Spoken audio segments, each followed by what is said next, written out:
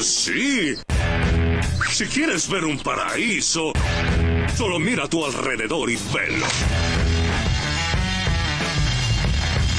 Radio Caput. Desde el lugar de las utopías. Tú no puedes comprar al viento, tú no puedes comprar al sol, tú no puedes comprar la lluvia, tú no puedes comprar el calor, tú no puedes comprar... Y aquí estamos de vuelta en nuestro programa. Me escribió Julián, creo que era de Loma de Zamora, ahora lo perdí, no me acuerdo dónde está, por una aclaración. La intervención del Partido Justicialista de Jujuy tiene que ver básicamente con que fueron una parte sustancial de su dirigencia y de sus legisladores, de los constituyentes electos en esa reforma, avalaron la reforma constitucional, votaron a favor en connivencia con Morales. Recuerden ustedes que uno de los efectos centrales de la intentona de esa reforma, que después fueron bajados algunos artículos, tiene que ver con achicar la democracia. Ustedes recuerden que había hasta la visión de que quien ganaba las elecciones tenía que tener mayoría parlamentaria, con lo cual era un régimen de partido único, para decirlo de alguna manera. Pero por el otro lado, y yo creo que ahí está el problema central, avanzaba sobre las tierras de los pueblos originarios o indígenas, sobre la base de que lo que se intenta es apropiarse de los territorios donde están tanto el litio, las tierras raras, el coltan, son minerales que hoy la tecnología y en el mundo globalizado están en puja, entonces las corporaciones se quieren hacer cargo de eso. La debilidad y los pactos con estos gobiernos que aceptan la sumisión a los intereses extranacionales argentinos, empuja esa reforma. El contexto de fondo es esa situación. Entonces, piensen esto, la importancia que tienen estas cuestiones, que hoy parte de la guerra entre, digamos, con las nuevas condiciones, y algunos le llaman guerra comercial, otras formas inéditas de guerra en nuestro tiempo, que es entre Estados Unidos y China.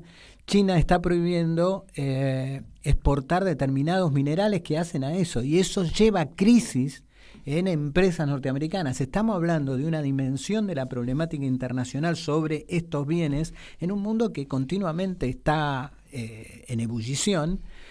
Y hay que mirar a estas intentonas desde ahí. ¿Cómo seguir esto? Siguiendo los socios, quién está detrás. Lo charlamos hace unos días con Horacio Robelli, cuáles son las empresas que hay detrás, cuáles son los intereses, cuáles son las grandes corporaciones. Algunas de ellas, como BlackRock, ha sido un tremendo acreedor de la Argentina. Pero ustedes piensen que BlackRock, esta corporación financiera, tiene más poder y más capital que muchos países juntos. Es más grande que países juntos. Están la batalla en el mundo por la libertad, por la soberanía, es una batalla desigual, por eso es tan importante analizar en profundidad y no solo quedarnos con la cáscara. Y aprovechando esto, lo tenemos a Horacio Robelli. Horacio, ¿me estás escuchando? ¿Cómo andás?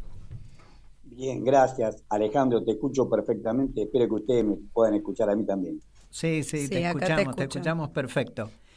Horacio, a ver, te empiezo yo con una pregunta y después vas desarrollando los temas, pero voy a cambiar del tema Jujuy, que lo tratamos con vos hace unos días. Está en plena negociación con el Fondo Monetario, que vos lo has tratado en distintos momentos, y aparece una noticia, yo la leí en La Política Online, ahora la estaba buscando para rastrearla, donde dice que el fondo acepta el pago en yuanes. ¿Qué significado tiene eso? Primera pregunta. Segunda pregunta, ¿hace cuántas veces, no sé cuántas, ya nos dicen que estás muy cerquita el acuerdo con el fondo, que ya la delegación argentina sale para Estados Unidos, etcétera, etcétera? ¿Qué es lo que está ocurriendo? Una, sobre qué está ocurriendo, y otra, ¿qué significado tiene eso de que el acepten que paguemos en yuanes? Las dos están relacionadas, porque recordemos que nosotros, la Argentina, por una ley nacional, está cambiando el stand-by que le dieron a Mauricio Macri, que era un crédito a 3 años.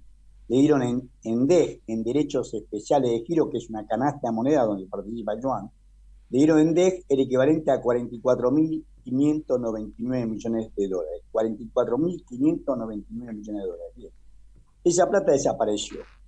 Entonces, lo que quedó claro es que la Argentina le iba a pagar, pero como no la podía pagar en 13 años y medio, vencía ahora en el segundo semestre del 2024, era imposible. Cada vencimiento de capital, ellos dicen, no me pagues, yo te refinancio, te doy un crédito por 10 años. O sea, el último tramo trimestral de crédito que tomó Mauricio Macri en el 2018 vencía en el segundo semestre del 2024. O sea, no, yo te lo refinancio ese a 10 años hasta el 2034. Todo anduvo bien hasta el primer trimestre de este año. ¿Qué pasó? El 30 de junio venció una cuota de capital con el Fondo Monetario Internacional de 2.700 millones de dólares y moneda. Vamos a redondear 2.700 millones de dólares. Y lo que nos dice el fondo que no nos va a dar la plata porque nosotros no cumplimos con las metas, las exigentes metas de déficit fiscal, de reservas internacionales y de financiamiento del Banco Central al Tesoro. No la cumplimos fundamentalmente por el gasoducto Néstor Kirchner. Esto fue una obra muy importante. No se cumplió básicamente porque hubo un mayor gasto público que significó vaca muerta. O sea, traer gas de Tratayén en Neuquén hasta Saliqueló, esos 543 kilómetros, tuvo un costo. Y ese costo repercutió fuertemente en el segundo trimestre. Va a seguir repercutiendo porque son títulos, son certificados de obras que van a seguir cobrando los contratistas. Básicamente Pampa Energía y Techín, que son los dos que hicieron la obra. Bien, hice una UTE, una unión transitoria, Pampa Energía y Techín. Ese mayor gasto significó un rojo fiscal. A eso sumale la sequía, que hubo millones de exportaciones, que inclusive el campo, aprovechando esto, pisó las exportaciones. Y sumale lo que dice Guillermo Michel, que es el director general de aduana, que ya realizaron exportaciones, básicamente el campo, los grandes acopiadores y comercializadores de granos, por más de 3.000 millones de dólares y que no liquidaron, no ingresaron los dólares al país. O sea, una situación compleja, pero la cosa que la plata no estuvo y la Argentina tuvo que pagar de sus propias reservas internacionales los últimos que le quedaban, que eran 1.700 millones de dólares en DEG, el último el préstamo que había tomado Macri, pagó eso, y los otros 1.000 se lo pidió a China, que se lo pagó en yuan, en la moneda china. Nosotros tenemos un swap, que es una especie de cubierto en cuenta corriente, hasta 18.000 millones de dólares. En yuanes, la relación es 7,25 yuanes por un dólar. No quiero marear a la audiencia con los números, pero en yuanes nos dieron 1.000 millones de dólares para que nosotros completemos ese paquete de 2.700 millones de dólares. ¿Qué nos está diciendo el fondo ahora? Miren, nosotros no le vamos a volver a refinanciar capital porque ustedes no cumplen con el plan acordado con el Fondo Monetario Internacional y si nos quieren seguir pagando con yuanes, paguen, no, para nosotros es plata. Recordemos que el yuan se utiliza mucho en el comercio exterior, también lo utiliza Estados Unidos. Estados Unidos tiene un déficit comercial con China enorme, un déficit que el año pasado fue de en yuan 34, equivalente a 34.000 millones de dólares. Entonces, claro, dice, me llegan a mí, yo los pago. Vos le decís a Rubén Charnajoje, que es el que hace en Tierra de Fuego, o a Nicolás Caputo, que son los que hacen armaduría de productos chinos y que importan casi todo en China, aparato de audio, celulares, equipo de aire acondicionado para autos. Lo importan casi todo en China, le da yuanes y lo mismo que dólares, ellos van a pagar en yuanes. Esto es lo que nos están diciendo. Entonces, en definitiva, el Fondo Monetario Internacional, la señal que vino a observar vos es, señores, nosotros no le vamos a dar la plata porque ustedes no cumplen con el estricto plan que nosotros habíamos creado. Ustedes incumplen esto, saquen la plata donde quieran, pero a mí me tenés que pagar trimestralmente esto. Ahora, nosotros estamos tomando deuda, o sea, el yuan es una tasa más barata, para redondear es alrededor del 8% anual, y el Fondo Monetario Internacional nos cobra más del 9%. 9,39% anual nos cobra el Fondo Monetario Internacional. Pongamos el 9% y 8, porque es 8 monedas y 9. Nos sale más barato, por lo menos un punto de interés más barato, pero es deuda igual. O sea, la tenemos que pagar alguna vez. China no es que nos da cine 10. En algún momento dado lo vamos a tener que pagar. Claro. Entonces, la situación se complica más. ¿Cuál es la carta fuerte que tiene el gobierno? Tiene una carta fuerte el gobierno. En agosto, recordemos que cuando viajó Sergio Massa con toda una comitiva a verse con Dilma Rousseff, que es la presidenta del nuevo Banco de Desarrollo de los BRIC, de la Unión de Brasil, Rusia, India, China y Sudáfrica, la presidenta del nuevo Banco de Desarrollo de los BRIC le dice que le va a dar a Argentina un crédito de equivalente a 5.000 millones de dólares en agosto. O sea, más o menos para las PASO, que es el 13 de agosto. Si no es para las PASO, un poco. Entonces, el problema de julio, que no tenemos que pagar capital, pero tenemos que pagar intereses en julio, la Argentina lo tendría resuelto cobrando lo que los exportadores vendieron y no ingresó al país. Es una jerga económica que se llama liquidación de la exportación. O sea, todavía no entró los dólares al país, pero la exportación la hicieron y el director general de aduana nos dice a todos nosotros, esa información está corroborada, fue hecha, los bancos retiraron la plata y la Argentina no ingresó a una parte de esos 3.000 millones de dólares y otra parte con un nuevo swap con China. O sea que a julio, el vencimiento de julio es un vencimiento pagable. Y el vencimiento de agosto, que va a ser el 31 de agosto, antes vamos a tener los 5.000 millones de dólares. ¿Qué estamos diciendo con esto? Siempre con meta a muy corto plazo, que hasta agosto, hasta las PASO, el gobierno tendría más o menos controlada la situación, cambiando de acreedor a China y cobrando la liquidación de las exportaciones que se realizaron y que todavía no ingresaron al país. Te hago una pregunta relativa a esto que estás contando. El Fondo Monetario está pidiendo una devaluación. Ahora, si no se hace esa devaluación, está pidiendo un achicamiento mayor del gasto público. Ese achicamiento del gasto público que nos piden, tomando en cuenta esto que decís, que estaría asegurado los pagos de julio y agosto, puede ser que no se tengan que hacer antes de las PASO, entonces, en esta cuestión, ya midiéndolo en la relación con el estado de ánimo de la opinión pública, lo estoy pensando, ¿no? ¿Es así, digamos, Horacio? Es así, tal cual. Ahora, bien, ellos nos están exigiendo devaluar nuestra moneda. Nosotros somos el país más barato de toda la región. No es casualidad que vienen de Uruguay, de Chile, de Paraguay, a todos a comprar acá. O sea, somos el país más barato. Ya se ha depreciado nuestra moneda. Devaluó Macri, recordemos cuando pasó de abril a julio del 2018 de casi 20 pesos el dólar a 40 pesos, un 100%. Devaluó este gobierno. Recordemos que este gobierno empezó con un dólar oficial a 62 pesos el 10 de diciembre del año 2019 y el dólar oficial cerró en el día de ayer a 277 pesos. Pasaste de 62 pesos a 277 pesos. Ya la devaluación la hicimos. Ya la libra de carne que nos piden, ya se la dimos. Ya tenemos depreciado nuestro trabajo, depreciado nuestros activos. Quieren más, porque pretenden. Es más, fijaron que la devaluación tenía que ser un 30% más. En vez de 277 pesos, que valga 450 pesos. ¿Te das cuenta que era una locura? O sea, ¿cuánto cobraríamos nosotros en salario convertido al tipo de cambio oficial? Claro. En promedio, ya el salario es menos de $1.000. Pasaría a ser el promedio, $800. No hablemos del salario mínimo vital y móvil, de los salarios operativos, que son mucho menos todavía. O sea, el salario mínimo vital y móvil pasaría a ser menos de $200. Menos de $200. Nosotros decíamos, China pudo hacer la grandeza que hacía porque pagaba salario de $200. Estamos pagando nosotros. O sea, vos trabajás y sos pobre porque la canasta básica total aumenta mucho más que lo que aumenta el salario mínimo vital y móvil. Esta situación de extrema tensión, que significa que vos trabajás y sos pobre. Cuando yo tenía 20 años, muchísimos años atrás, vos trabajabas y salías de la pobreza. Vos conseguías un trabajo y cubrías todos los gastos.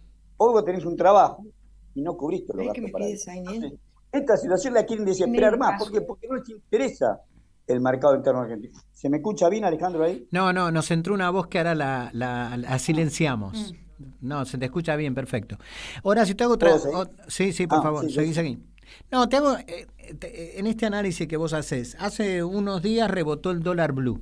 Vos estabas hablando del dólar oficial o cómo se hacen precios de importación-exportaciones.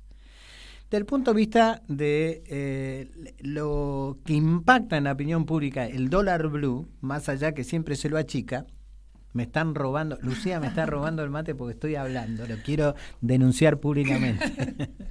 Es que lo haces enfriar, Ale. Lo hago, lo enfrío, sí. No, lo que te pregunto, Horacio, es esto. Es evidente que el dólar blue, más allá de lo chico que sea, tiene un impacto en la opinión pública. Ahora, si ellos pueden, un ellos genérico estoy hablando, pueden hacer que pase de 498, creo que estaba el dólar blue, o cercano a eso, a 500 y pico, también lo pueden hacer 3 días antes de la elección de las PASO. Porque es el dominio de una acción política, no solo una acción económica. A ver, ¿qué opinás sobre ese cuadro? Y claro, la situación de extrema fragilidad y de tensión con el Fondo Monetario Internacional existe. El Fondo Monetario Internacional, lo que decía vos, está posponiendo esa reunión final para firmar el acuerdo y darte el crédito que nos tenía que haber dado en junio. Vos fíjate, se disparó el tipo de cambio cuando Sergio Massa fue a Estados Unidos. Antes se había hablado en la República Dominicana, hizo un parate en el avión para hablar con Wendy Sherman, que es la tercera en la administración de Estados Unidos, porque la vicesecretaria de Estado. Viene el presidente, el secretario de Estado, después viene ella. Y Wendy Sherman se ve que le dijo que sí, que el Fondo Monetario Internacional le iba a dar ese crédito puente de $5.000 millones, que ahora se lo pide a China, pero que se lo había pedido en abril. El 10 de abril se lo pedía al Fondo Monetario Internacional. El Fondo Monetario Internacional le dijo que no, y ahí enseguida se disparó el dólar. El dólar estaba a 390 pesos y pasó el 10 de abril y pasó el 11 de abril a 490 pesos. O sea, la capacidad de daño que tiene el capital financiero en la Argentina está intacta. Aumentó 100 pesos, de 390 a 490. Inclusive llegó a pasar los 500 pesos. Pero cuando vieron que seguía la tratativa con el Fondo Monetario Internacional, y sobre todo cuando vieron que aparecía China y que China estaba dispuesto a financiar parte de los gastos que teníamos que hacer nosotros con el Fondo Monetario Internacional, se planchó, se amainó. Date cuenta que, como bien dijiste vos, el 11 de julio estaba a 499 pesos, según dicen los diarios, que era el mercado negro, el mercado del blue. 499 pesos. Y ayer cerró a 525 pesos. O sea, se hubo un aumento de 7,14% en 4 días. Bueno, obviamente este salto lo pueden volver a producir. No estamos diciendo que no. ¿Por qué Porque ellos ganan plata con esto. Ya, obviamente, cuando metes algo y te dan cada vez más precio, ganan. Ellos van a querer que los dólares que tienen, hacerlos cotizar más. Es más, decían los mentiros de los diarios, decían que había desaparecido el euro blue. O sea, que están jugando, presionando a la escasez, por la ley de la oferta y la demanda, a la escasez de divisas para aumentar más el precio. Y la clase media nuestra, sectores atemorizados, van y lo compran. Vos fíjate que creció, 7,14% creció el dólar blue. Pero los sectores que fugan capitales, que lo hacen a través del contado con liqui, porque compran acá y venden allá, el dólar no creció de la misma forma. El dólar pasó de contado con liqui, pasó de 503 pesos, que era la del 30, a 507 pesos. No aumentó 7,14%, aumentó menos del 2%. O sea, también aumentó, pero no aumentó lo que aumentó la desesperación de la clase media por comprar dólares. Esto no significa que a medida que vayamos acercándonos a las PASO y a medida que el fondo siga corriendo el arco, como decimos nosotros, o sea, siga pateando la pelota para adelante, y no acuerde con el gobierno, esto puede haber algún cimbronazo, no muy fuera de control, no es que se va a ir a 1.000 pesos, no fuera de control, puede haber algún cimbronazo, y después, si las PASO, como apuesta Sergio Massa, lo dan con posibilidad de ser presidente, porque Estados Unidos, ¿por qué el fondo no le da plata a la Argentina? Lo hablamos con vos la semana pasada. Porque te está midiendo el aceite, te está midiendo cuánto tiene Massa o la Unión por la Patria de votos, cuánta intencionalidad de votos tiene realmente. Si Massa se queda parado como presidenciable, ahí la cosa va a acordar. Ahora, si Massa demuestra de todo esto que fue un fiasco, que no traslada los votos de Cristina Fernández de Kirchner a él, por más que Cristina Fernández de Kirchner explícitamente lo apoye, bueno, ahí la situación cambia. O sea, estamos en una situación de debilidad que no depende de nosotros, sino que depende de Estados Unidos y del Fondo Monetario Internacional, que está esperando el 13 de agosto, el día de las PASO, para saber cuánto mide Massa y si Massa puede ser presidente o no. Claro. Si Massa no es presidente, entonces ahí la situación va a ser muy compleja, muy difícil, como lo fue 1989, 2001. O sea, tenemos varios ejemplos de lo que ocurre en estos casos cuando hay falta de poder político. Sí, a mí en Sí, ese... Sí. Sí, No, disculpa. pensando en esto que vos relatás y también en el momento electoral de las PASO, me resulta como extraño, no extraño, no es la palabra, pero que se dé un aumento en los préstamos a los jubilados y no que lo que sea es inyectar capacidad adquisitiva en el bolsillo de todos los trabajadores, los pensionados, los jubilados. Digo, ¿por qué esto? Porque todos los que tenemos parientes jubilados y todo eso, sabemos el rechazo que hay a los préstamos. Porque hay gente que lo utiliza para comprar comida, remedio, pero después queda endeudado y eso incide. Entonces, que lo que se necesitaba es un aumento de las jubilaciones, de las pensiones, de los salarios. Y es muy difícil entender cuando uno mira compara la evolución no solo del empleo, porque ahora el empleo no está no hay tanto desempleo, sino la evolución de la capacidad adquisitiva, cómo eso también, de los salarios, cómo eso también recorre el mismo camino que el apoyo a las opciones electorales. O sea, nuestro pueblo está demandando un shock distributivo, ¿cierto? Y ahí es donde va a pesar esta situación. ¿Por qué yo hago el alerta sobre esto que te preguntaba recién, Horacio? Porque yo veo que el poder, no solo el Fondo Monetario, sino el poder en esa cosa difusa, tiene bastante para jugar. Vivimos hace unos días un lockout patronal muy fuerte. Muy fuerte. Yo me acuerdo de otras épocas donde también cuando se decidían procesos de desestabilización se accionaba muy fuerte con cosas que después no eran no se verificaban, pero impactaban notablemente en la opinión pública. Por eso me da la impresión que si nuestro gobierno no actúa con energía, donde cada vez es más difícil ver que Alberto Fernández es el presidente, parece más al presidente, que va por una reelección, ¿no? Si no actúa con energía en los temas centrales es una elección difícil, por esto que estábamos relatando. Parece más que estuvieran manejando en los términos económicos un día a día que en una planificación a más largo plazo de cómo resolver los problemas. No quiero decir que no tengan, lo que digo es que parece que fuera un día a día. Mira, totalmente de acuerdo con lo que decís vos, Alejandro. Fíjate que ese día que dice que en vez de aumentarle, por lo menos o aumentarle el bono que le da, porque le están dando un bono a los que cobran la mínima, le están dando un bono primero de 15.000 pesos, 17.000 pesos en julio y 20.000 en agosto. Decirle, bueno, lo duplicamos. No. Dice esto del crédito, y él en el mismo momento que dice esto, dice que el Fondo de Garantía de Sustentabilidad de ANSES, gracias a la administración que tuvo, pasó de administrar 35.000 millones de dólares a administrar 60.000 millones de dólares. Él reconoce que en los 3 años largos, 3 más años y medio de gestión, casi duplican el Fondo de Garantía de Sustentabilidad ANSES. El Fondo de Garantía de Sustentabilidad ANSES tendría que estar utilizado para mejorar la situación de los jubilados, por lo menos los que perciben la mínima o hasta 2 veces la mínima. Si aumentaste el doble en dólares, ¿por qué no una parte de eso no lo usaste, de ese interés, de esa renta que tuviste? Porque todo este aumento fue por renta financiera. Utilizarlo para mejorar la situación real y no para darle un crédito. Exacto. Que lo tenés que devolver. Lo vas a devolver menos porque la tasa es del 29%, pero igual. No, dale un aumento de verdad. Si no le podés dar un aumento de lo que correspondería en realidad, que sea un aumento al haber previsional, dale un aumento al bono. A todo lo que cobran la mínima, a 2 veces la mínima, dame duplicar y triplicar el bono. Tenés la plata. ¿Qué haces con esa plata ahí? Está bien, tenés que financiarse el sector público, financiarse el sector público. Financiaste parte del gasoducto Néstor Kirchner, financiaste Néstor Kirchner. Tenés acciones de empresas, le estás bancando a la empresa. Bueno, lo único que pedimos nosotros es que no ni que venda nada, que los intereses que obtienen de la ganancia de las acciones de las empresas que tienen, utilice para mejorar la situación de los jubilados y pensionados. Vos no podés duplicar alegremente, decir, no, ahora administramos 60.000.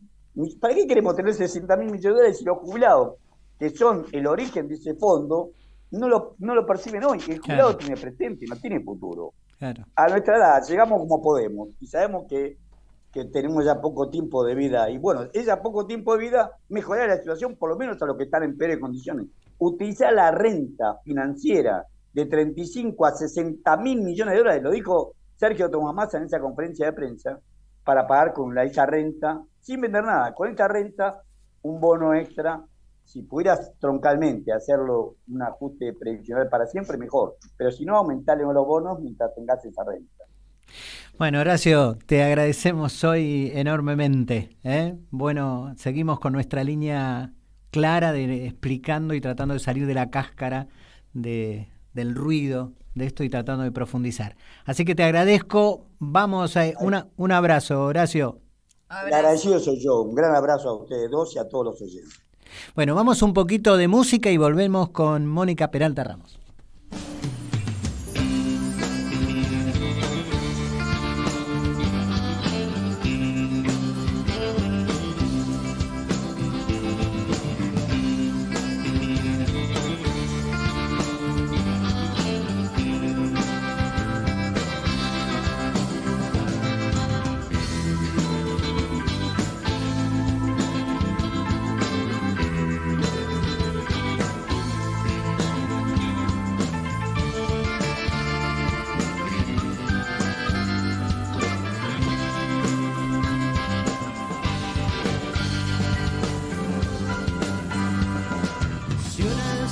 Fugaz cruza el cielo y no sabes dónde va. Si sabes que en el mundo nadie puede llegar hasta el fondo del mar, y sabes que es en vano seguir esperando a un tren que nunca llegará.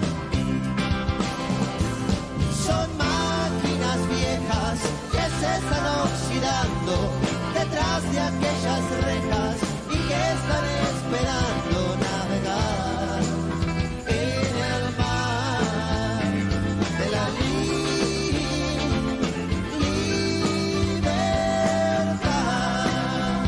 Oh.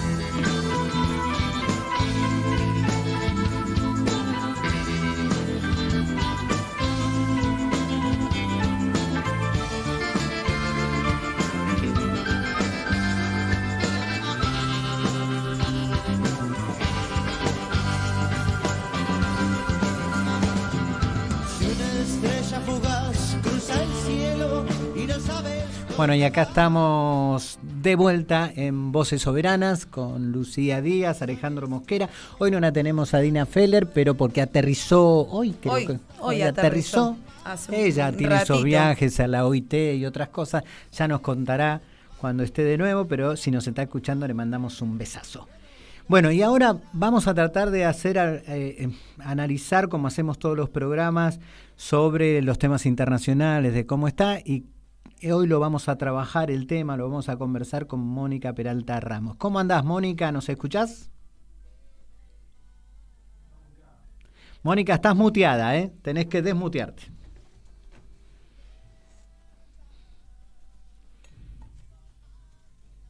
No, seguís muteada. Estoy con una máquina nueva. Estoy con una computadora nueva, entonces me pierdo. ¿Cómo estás? Mónica? ¿Cómo te va? Bien, gracias por la invitación. Muy bien. Un placer tenerte. Che, Mónica, a ver, te propongo, te hago una pregunta y empezamos a desarrollar y conversamos entre los tres. Hubo, creo que fue la semana pasada, ya ni me acuerdo exactamente la fecha por tantas cosas que pasan, estuvo la reunión de la OTAN, donde apareció Zelensky, que parecía un miembro de la OTAN en reclamo de su entrada con calendario a la OTAN. Y la respuesta fue de que cada vez está más cerca, pero todavía no es el momento, como un debate entre algunos componentes de la OTAN respecto de eso. ¿Cómo lo analizás, el significado de esta reunión de la OTAN y lo de Zelensky y su intento de entrar más rápidamente a la OTAN, entre comillas, digo más rápidamente? Mira, me parece fascinante lo que pasó, porque expuso a la luz del día los problemas internos en Estados Unidos y en el mundo, ¿no? Y la importancia que tiene la coyuntura internacional para entender lo que a nosotros nos pasa, cosa que nos pasa por un costado, Claro. ¿no? Lo que Mm. ocurre en Ucrania se menciona en la Argentina como la guerra y eso es todo, ¿no? Bueno, ¿por qué digo esto? Fue precedida la reunión por una noticia que no sé si salió en la Argentina, pero acá yo estoy en Estados Unidos ahora, se difundió muy poco, que fue la visita a Rusia de altísimos funcionarios, ex funcionarios de Relaciones Exteriores, pero activos, por ejemplo, Richard Haass, que dirige hasta ahora el Council on Foreign Relations, que es como la madre de los neocons, y los neocons es un grupo político que controla la política exterior norteamericana en los últimos 20 años, ¿no? Viajó con otros colegas de él a Rusia a entrevistarse con Lavrov, todo secreto, para encontrar, negociar, una forma de negociar la salida. Y en paralelo con esto salió dos artículos en la revista Foreign Affairs, no, la revista del Council on Foreign, creo que es Foreign Affairs la revista. Salieron dos artículos donde justamente se analiza que a Estados Unidos, se dice directamente que a Estados Unidos no es del interés de Estados Unidos que Ucrania pertenezca a la OTAN.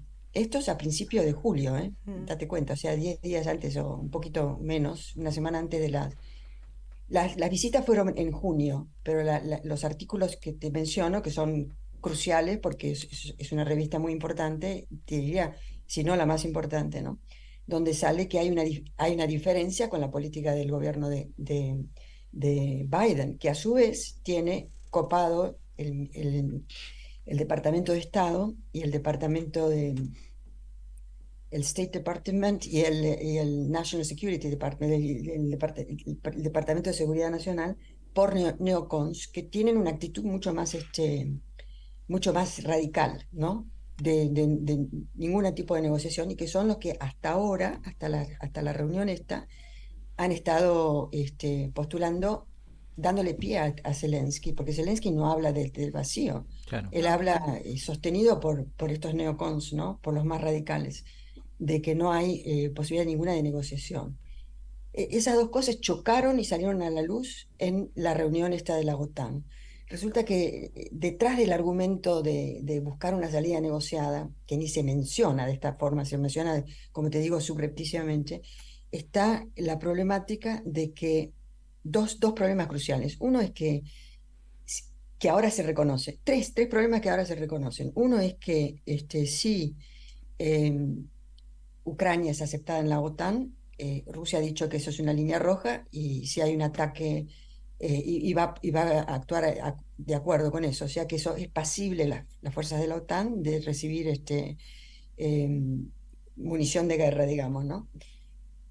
Si esto ocurre es la guerra nuclear, porque Claro. entra Estados Unidos y los países, digamos, estamos ahí al borde de la guerra nuclear. Eso por un lado. Por el otro lado, si suponete que entra Ucrania en la NATO, ¿no? Y en la OTAN, perdón, entra Ucrania en la OTAN y se recula frente a la posibilidad hay una agresión, digamos, y los Estados Unidos no responden de acuerdo, o la OTAN no responde de acuerdo, lo que ocurre es inmediatamente es una erosión brutal de la legitimidad de la OTAN, Claro, ¿me entendés? O sea, claro, ¿qué es claro. esto? No respeta los acuerdos de protección de sus miembros, ¿no? Claro. Entonces, de un modo o de otro, la situación es límite, según esta concepción neocon de los más, digamos, más cercas al grupo realista norteamericano de la diplomacia y del servicio exterior, ¿no? Que consideran que hay que buscar una rampa para salir de esta situación que no tiene salida, ¿no? Este, pero, ¿qué ocurre? Ocurre que esto pasa en una coyuntura política interna de Estados Unidos muy peculiar, que es que se calientan las elecciones, Claro. ¿no? De noviembre, y que encima de eso es cada vez más evidente, hay más información pública que circula por todos lados, ¿no? Que de la relación entre Biden y su hijo en Ucrania con corrupción directa, o sea, la supuesta relación de Biden directa con negociaciones corruptas en Ucrania cuando él era vicepresidente, cada vez hay más información disponible y que está siendo tapada, pero ya no alcanza, porque ya se discuten dentro del Congreso mismo, ¿no?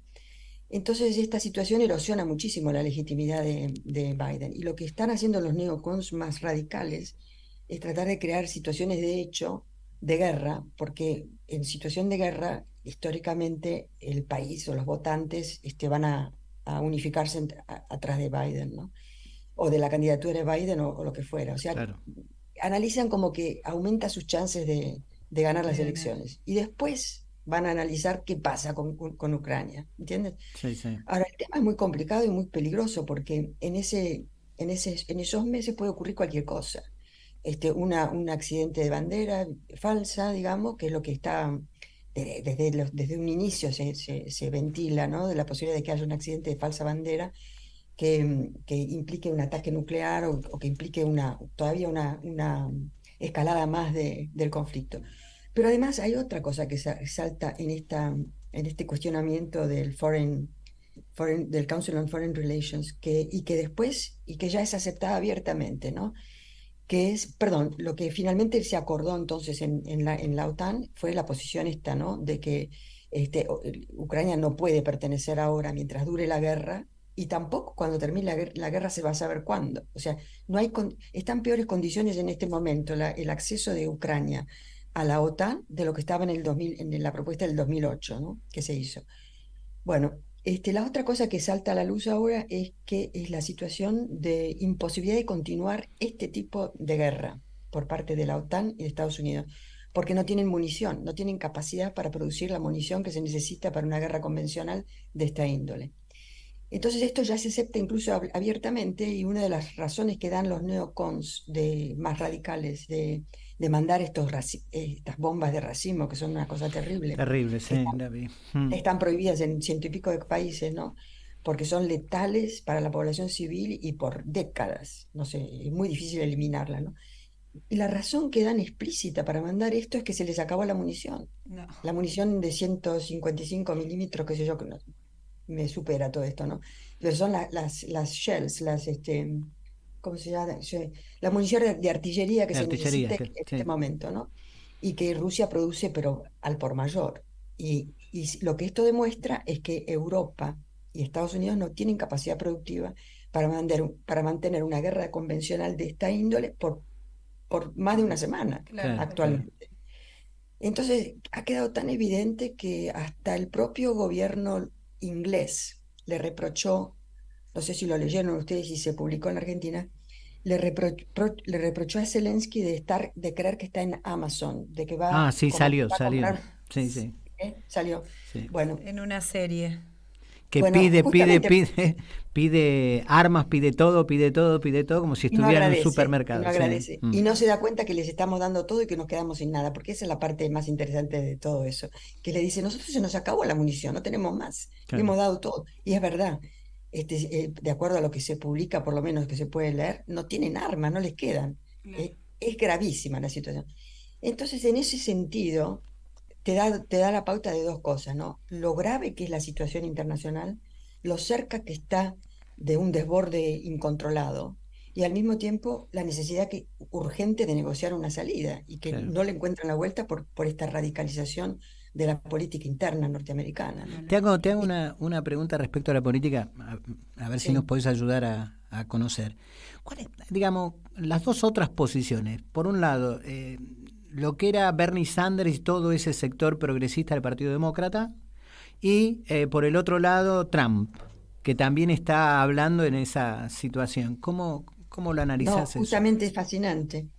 Olvídate de Bernie Sanders, lo catapultó a la historia. Sí. El tipo, bueno, no sé si conocen cómo fue la historia, pero él tenía posibilidades grandes de ganar la interna del Partido Demócrata, y Sí. fue hecho, le hicieron trampa y lo sacaron del camino, con trampa abierta, ¿no? El consejo directivo del Partido Demócrata lo eliminó, y quedó fuera. Y desde ese entonces él aceptó, y tiene una posición de guerra. Qué increíble. Es increíble, sí. No, increíble. no es increíble. Te da la pauta, y esto quiero meter antes que se me acabe mi tiempo, ¿no? Te da la pauta de lo importante que es el análisis correcto de lo que ocurre afuera para entender lo que ocurre dentro de nuestro país, ¿no? Claro.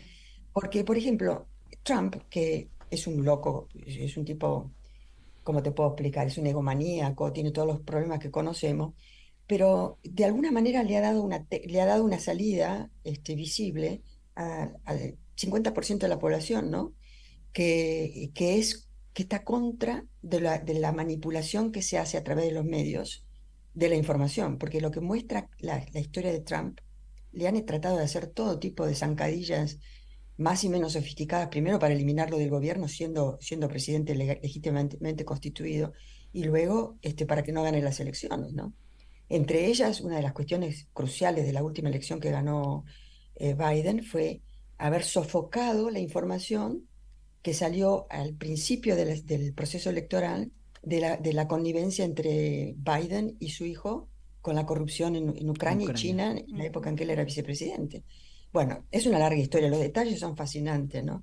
Pero como controlan los medios de comunicación, sale poco y se filtra poco. Entonces, pero Trump tiene un enorme escenario, entonces él larga todas estas cosas y esto paralelamente va con una efervescencia muy grande que hay abajo de todo, digamos, dentro del Partido Republicano y dentro del Partido Demócrata también, que no se expresa en los progresistas o en los progresismos de AOC, que es ¿cómo se llama? Bueno, los que dirigen, la gente que viene de Sanders, digamos, ¿no?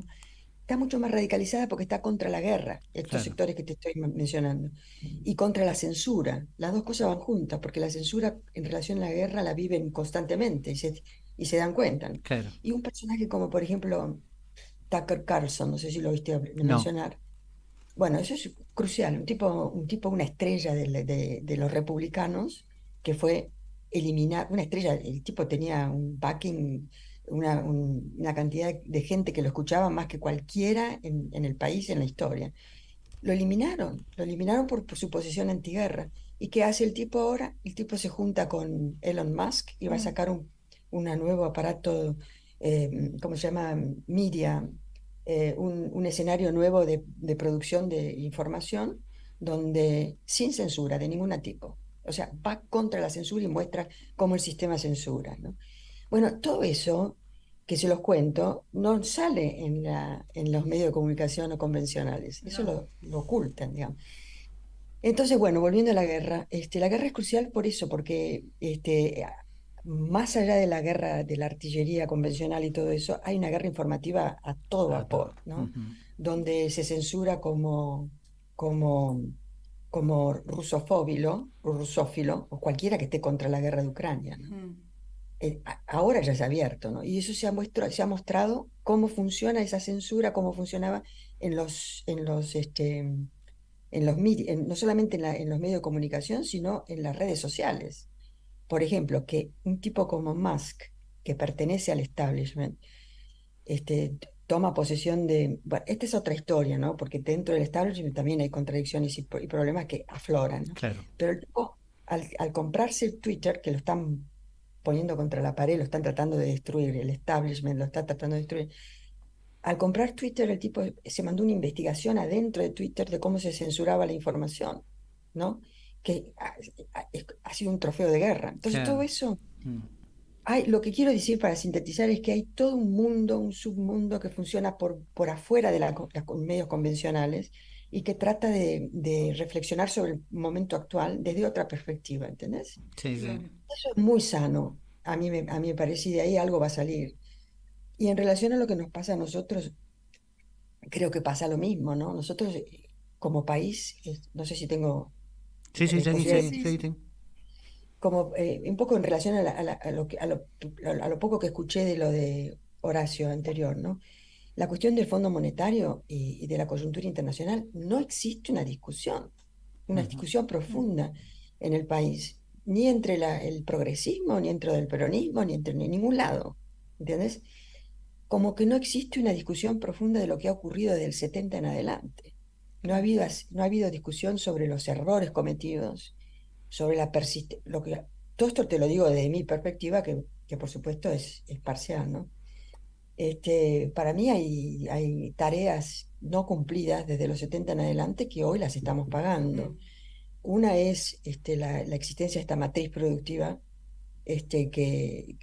agroextractiva industrial que genera grupos de poder concentrado enorme, con enorme poder de decisión económica y política que sabotean a todos los gobiernos desde el 70 en adelante, no importa el color que tuvieran, si eran civiles o militares, con inflación y con corrida cambiaria, los tiraron abajo. Así es. Bueno, por un lado eso, y por el otro lado, paralelo con eso, y la dolarización de la economía que eso implica, ¿no?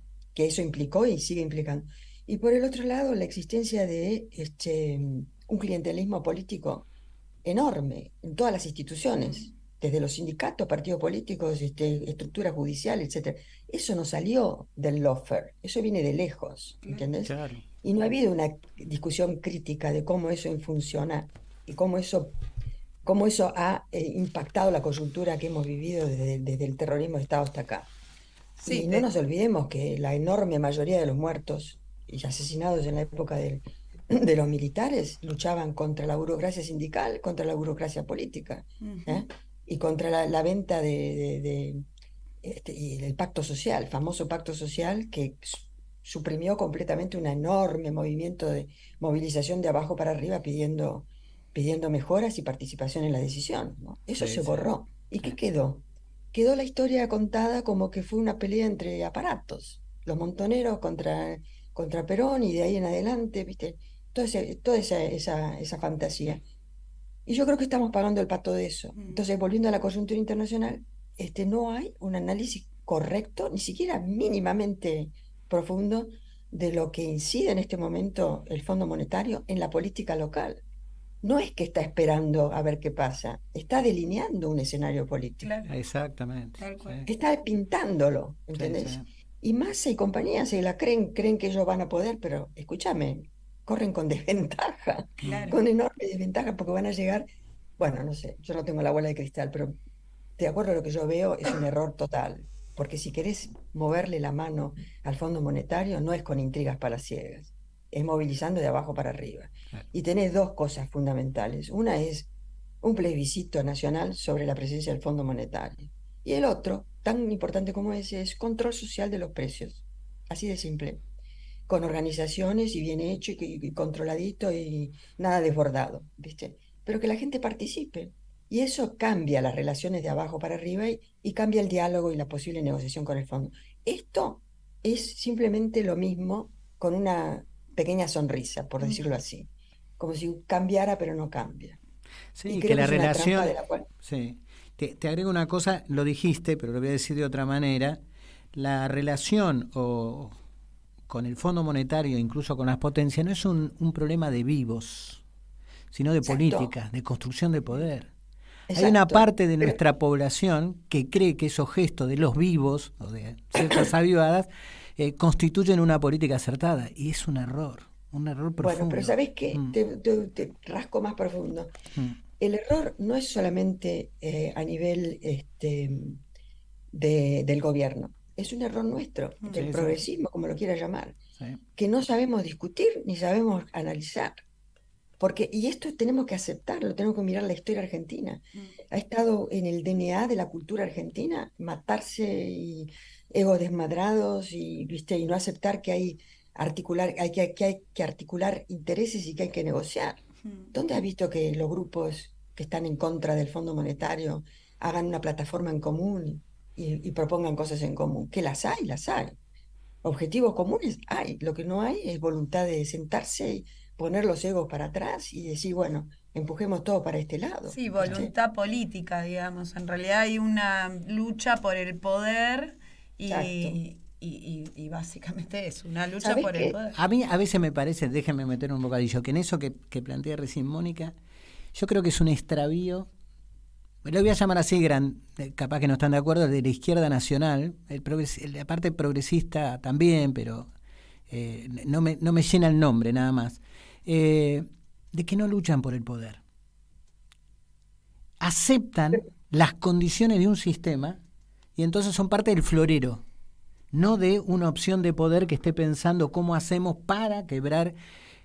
dar la batalla cultural, dar la batalla política, dar la batalla de poder. Ay, Yo creo que siento hay una parte de una eso. lucha de poder más chiquita, o sea, en realidad es una lucha de poder individualizada, ¿no? Llego Pero entre floreros. a la Fragmentada. sí, llego a la banca y mantengo la banca, digamos. Sí. Pero eso forma parte del clientelismo, es Claro, aparatos. claro, Entonces, la total. idea de que con aparatos llega. Pero te digo más, esto está en el DNA desde la formación de la República, Mm. desde mayo. Ujú. Todos los conflictos, la élite, y es la otra cara de una enorme concentración del poder económico. ¿Qué es lo que hizo esa enorme concentración del poder económico? Fragmentó y contagió un poder despótico, una discusión despótica del poder, que finalmente se naturaliza y la oposición la acepta. Es decir, si vos mirás para atrás, tenés luchas salvajes dentro de Mayo entre saavedristas y morenistas, después tenés irigoyenistas contra conservadores, después tenés peronistas gorilas, y tenés la izquierda, que también es lo mismo, Sí, hace claro. lo mismo. Lo que Sí. vos ves en la izquierda, míralo y fíjate en los demás, está en todos lados. Así Es una forma de hacer política que es mamada, para mí, ¿no? Es mamada, es la contracara de esa enorme concentración del poder económico que logró una matriz de pensamiento cultural que es completamente destructiva, fragmenta, Mm, ¿entendés? Y al fragmentar mantiene el control. claro.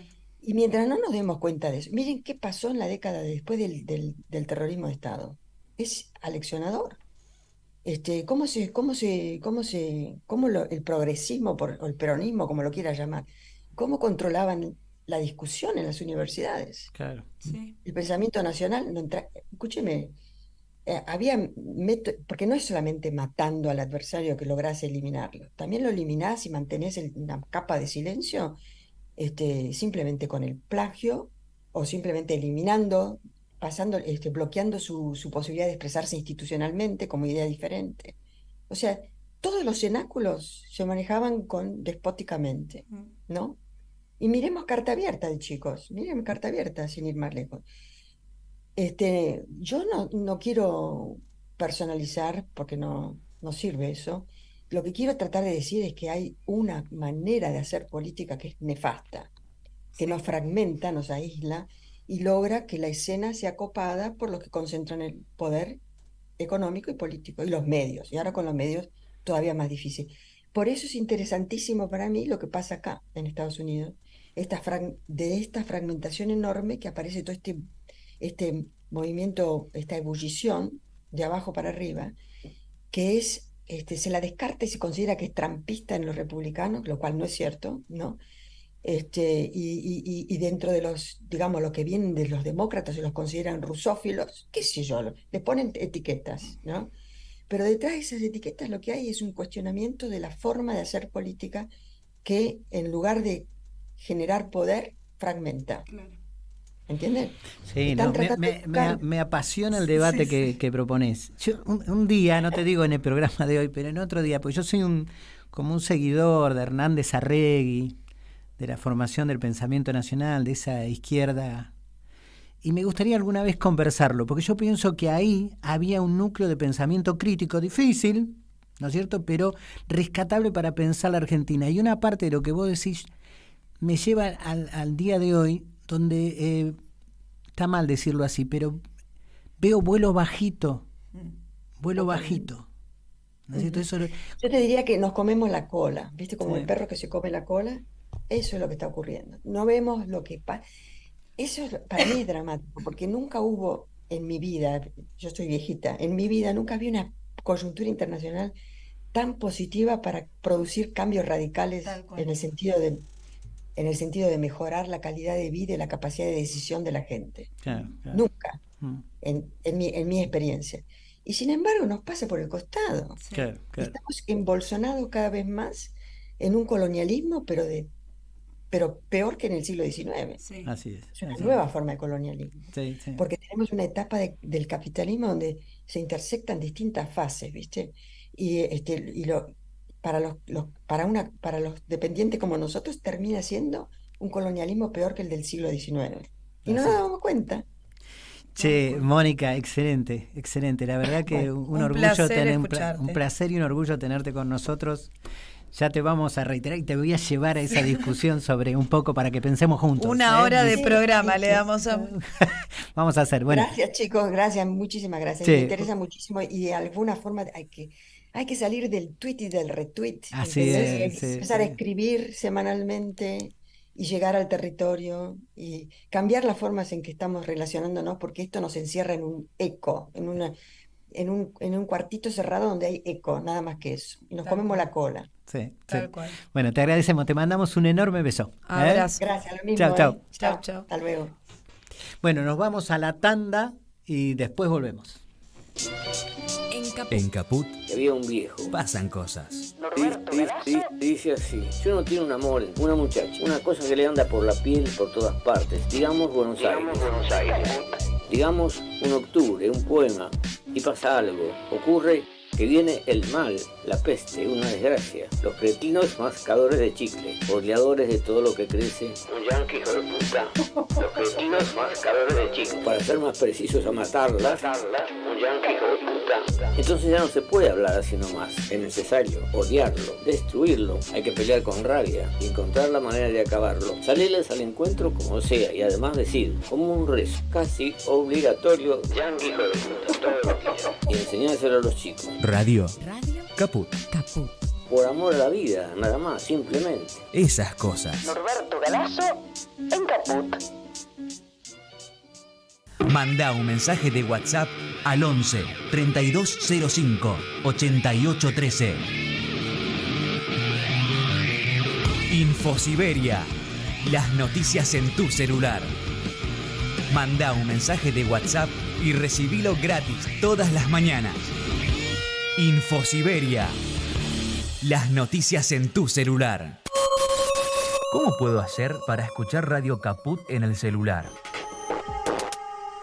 Primero lo importante. Prenda el teléfono. Así me puedo acercar a saludarlos y... Abra el Play Store de Google. Tipee en el cuadro de búsqueda Radio Caput. Caput con C. No desesperes. Es la única que hay. Toque el botón instalar y espere unos instantes. La aplicación de Radio Caput ha sido instalada exitosamente. Busque el icono en su celular. Los quiero mucho, los aprecio y los admiro mucho, lo que hacen, los felicito. Y podrá escuchar la única e irreemplazable programación de Radio Caput. Sería un placer para mí, realmente. Radio Caput.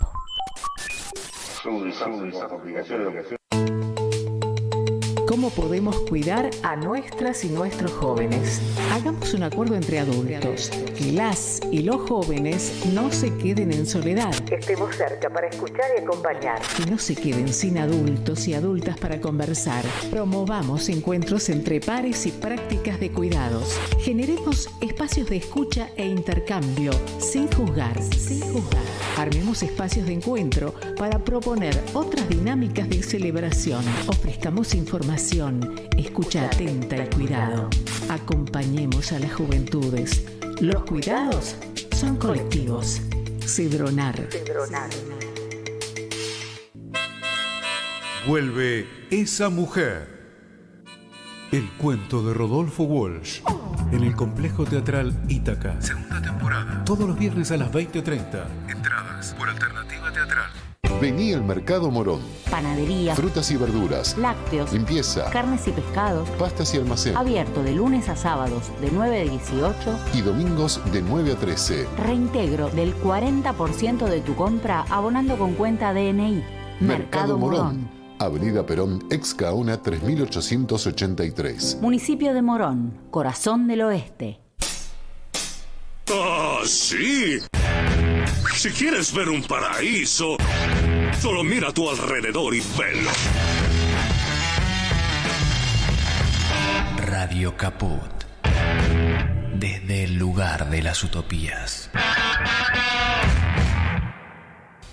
Los de la Universidad de Buenos Aires, que están a cargo de Tilcara,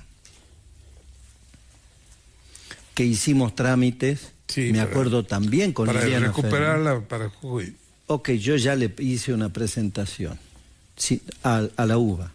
Si no me contestan, vamos a expropiar. Esos son los que incentivan los cortes. No todos. La mayoría de los empleados son los que incentivan el corte en Tilcara. Y sabemos quiénes son.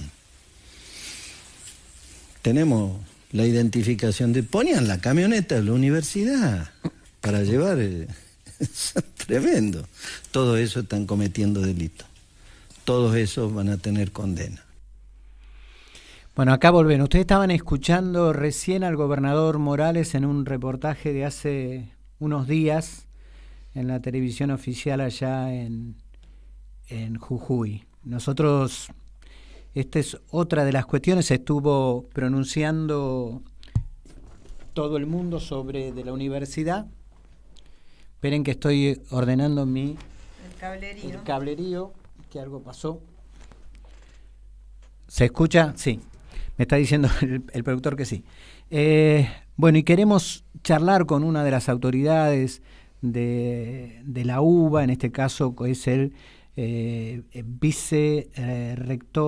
vicedecano de las Facultades Sociales de la UBA, Diego de Charras, que le pedimos poder conversar sobre este tema, cuáles son sus opiniones, cómo él ve esta violación tanto de la autonomía universitaria con la entrada de policías, pero también la cuestión de lo que ha planteado el gobernador Morales respecto a que los que están promoviendo son los universitarios que tienen que terminar preso y que quieren expropiar un terreno que creo que es dependiente de la Facultad de Filosofía de la UBA. Diego de Charras, ¿me escuchás? Sí, ¿qué tal? Buenos días. Buenos días. ¿Cómo estás? Acá Lucía Díaz, Alejandro Mosquera, de las Voces de Soberanos, y queríamos conocer tu opinión sobre estas declaraciones de Morales y la actitud de violar la autonomía universitaria allá en Jujuy con la presencia policial. ¿Cómo estás analizando esta cuestión? ¿Cómo le va, Lucía, Alejandro? Bueno, la situación es muy grave en general, no solo por lo que atañe a la universidad, sino por lo que atañe a las prácticas que viene llevando adelante Morales, no desde ahora, ya desde hace bastante tiempo, pero que se han recrudecido en el último tiempo y se han caracterizado fundamentalmente por la persecución política y por la criminalización de la protesta. Claro. Sí. No, te estamos escuchando, perdón. Bueno, en ese marco, digamos, ubica a la universidad. Lo que hace Morales es intentar identificar o formar una especie de enemigos externos al pueblo de Jujuy que van a atacar a Jujuy, y acá hace una operación retórica muy endeble, que es intentar asignar a los trabajadores y trabajadoras del Centro Universitario de Tilcara, que si bien depende de la Universidad de Buenos Aires, está compuesto mayormente por gente de Jujuy. Claro. Entonces intenta construir un relato de que desde Buenos Aires se está intentando operar contra el pueblo jujeño, lo cual es completamente falaz.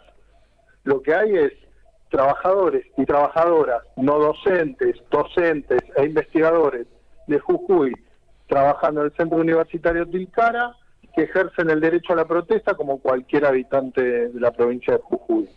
Y lo mismo sucede con trabajadores y trabajadoras de la Universidad Nacional de Jujuy. Hoy tenemos detenido un docente, Iván Blacut, de la Universidad Nacional de Jujuy, un trabajador administrativo, Santiago Zamora, y en todos los casos, al igual que con otras personas perseguidas en Jujuy, con carátulas en la justificación de su detención muy endebles, digamos, hablando de sedición, de secuestro de personas, y lo que demuestra Morales en la locución que ustedes acaban de poner al aire es un desprecio muy fuerte por la justicia, incluso porque él decide a quienes se persigue, da cuenta de una inteligencia no totalmente declarada, pero cuando él dice los conocemos y los tenemos identificados, ¿a quién tienen identificados? Claro. ¿Con qué proceso judicial, con qué instrucción judicial tienen identificada a una persona? Así es. Cometieron delitos. ¿Cómo sabe el que cometieron delitos? ¿Van a ser condenados? ¿Cómo sabe el que van a ser condenados? Lo que está diciendo es que hay un ejercicio brutal de un poder feudal en una provincia donde no se respeta los poderes republicanos, la división de poderes, y donde hay un señor que cree que tiene un poder absoluto para hacer lo que quiera, ¿no? Digo, acá en nuestro programa hace como 2 meses más o menos que venimos siguiendo toda la situación de Jujuy, comentándola con trabajadores de Jujuy, con dirigentes sindicales, de movimientos sociales. Ahora, hay una parte, y en esto más en tu carácter de tu vicerrectorado de comunicación de sociales, porque hay un papel de ocultamiento que están jugando los grandes medios de comunicación, y que todo se tiene que abrir a la fuerza en estas formas alternativas, y en algunos canales también, por supuesto, pero los medios hegemónicos tratan de ocultar qué es lo que está ocurriendo, en una fuerte tendencia de naturalizar que el poder está bien que actúe así. ¿No es cierto? Que el poder feudal que vos decís, este poder arbitrario, este poder que utiliza métodos de detenciones ilegales, de persecución, lo tratan de naturalizar. ¿Cómo analizás esa parte, por favor? Mira, la situación es gravísima, porque se está intentando naturalizar situaciones que son completamente contrarias a derecho, por ejemplo, la intrusión de la policía en la universidad, ¿no? Claro. Esto que hablábamos antes, digamos, la autonomía universitaria, reconocida por la Constitución argentina, no permite el ingreso de las fuerzas de seguridad, salvo por la orden de un juez competente o de una autoridad legítima de la universidad. Lo que hace Morales es probar si eso es posible y si se puede legitimar o naturalizar para dejar ya establecido que puede ser naturalizado. Lo mismo sucede con otros aspectos donde los medios hegemónicos intentan naturalizar bajo cierto eslogan de orden, ¿no?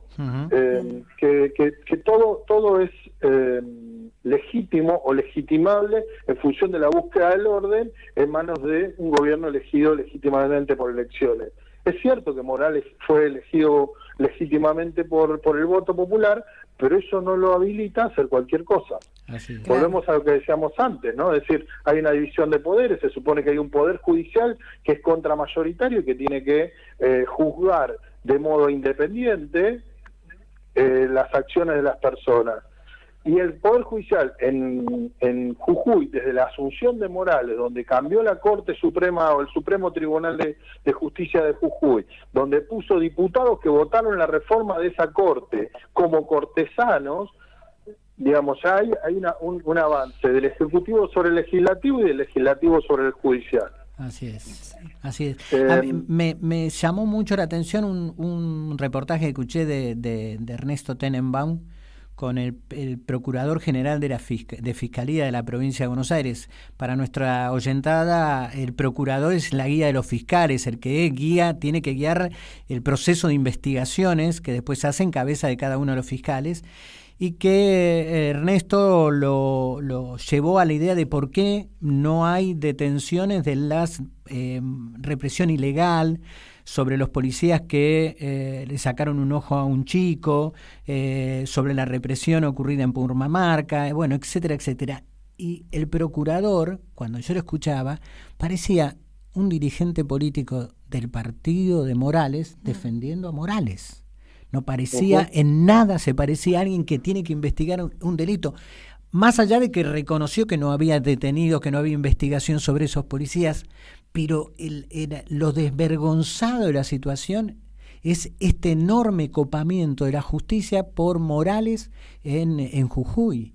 O sea, no existe el Estado de Derecho en esas condiciones, porque quien te tiene que garantizar, o sea, te tiene que dotar de las garantías constitucionales, en realidad es parte del entramado del poder ejecutivo, con lo cual es difícil. Si además compraron voluntades para la reforma constitucional, bueno, ahí cierra el cuadro de un autoritarismo enorme y una destrucción del Estado de Derecho. Sí, digamos, esa pérdida de las formas de parte del Poder Judicial la venimos viendo, yo creo que desde el macrismo para acá, ¿no? Así es. Con una cantidad de gestualidades obscenas donde los fiscales o los jueces iban a jugar al pádel o a jugar al fútbol con el presidente de la nación. Entonces, digo, de ahí para abajo, lo que hay es una obscenidad y naturalización, como decías vos antes, de cosas que no pueden ser naturalizadas. Yo no dejo de sorprenderme con que una candidata presidencial como Patricia Bullrich haga una publicidad donde su eslogan es el desprecio del diálogo. Claro, donde claro. la señora lo que dice es no se resuelve con diálogo tal cosa, tal otra, tal otra. Sí, señora, se resuelve con diálogo y con mecanismos institucionales. ¿Qué está diciendo si está diciendo otra cosa? Sí, sí.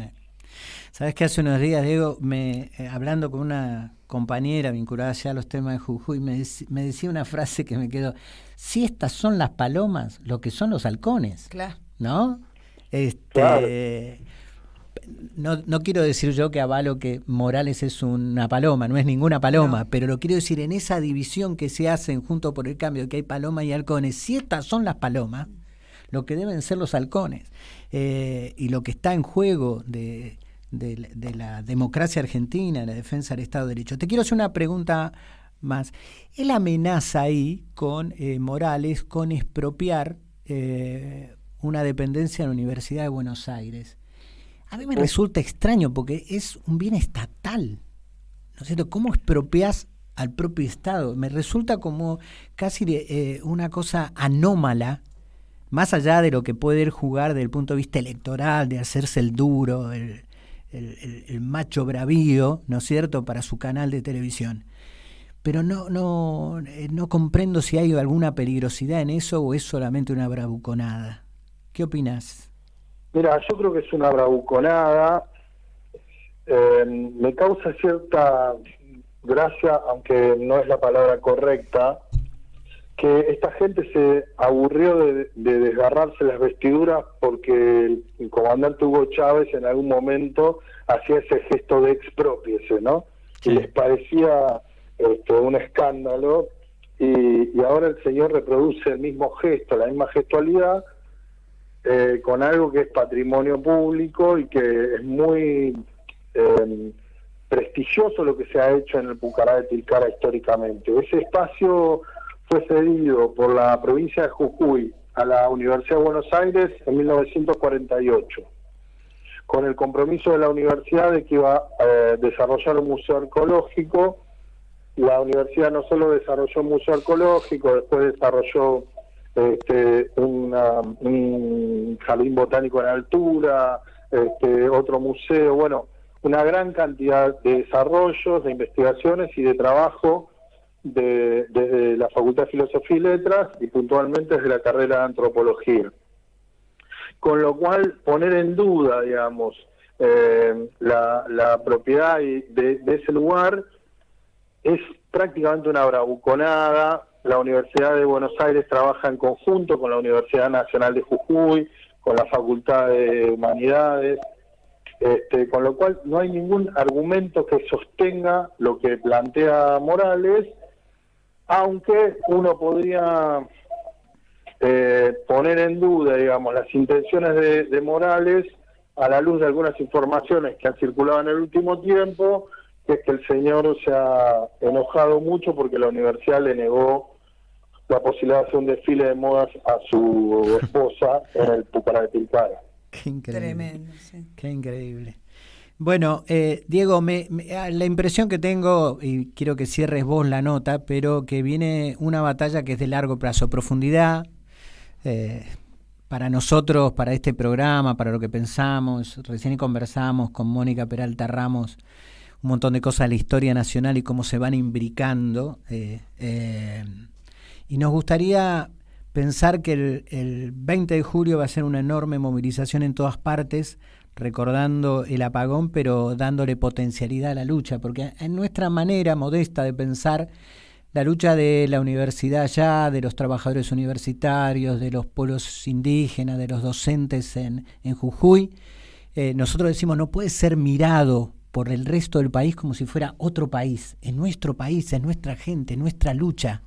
No es que estamos hablando de algo que pasa en otra parte del mundo. No se está pasando. No se está pasando. Y ojalá, esperamos con mucho ahínco que esa movilización del 20 sea una forma de mostrar, digamos, esta visión sobre la patria diferente a la que tienen ellos.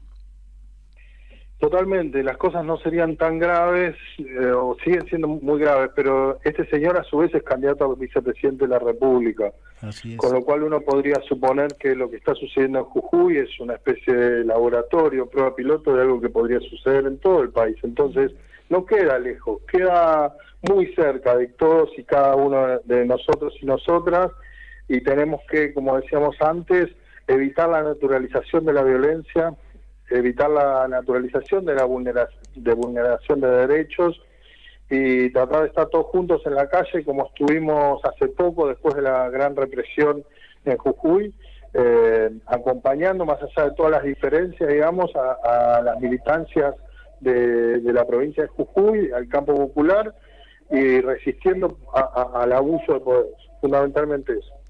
Bueno, muchas gracias, Diego, por ser parte de nuestro programa y de la reflexión.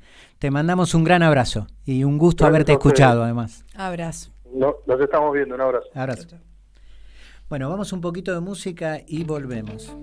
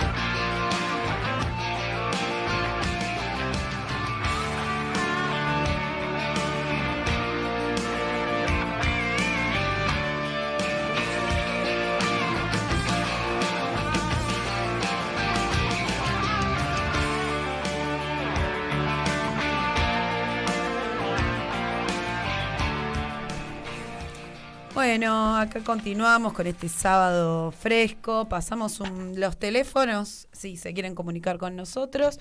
Se pueden comunicar al teléfono de la radio al 11 65 16 44 46 11 65 16 44 46. Pueden seguir a la radio por las diferentes redes sociales, en Twitter, en Instagram y en Facebook como Radio Caput.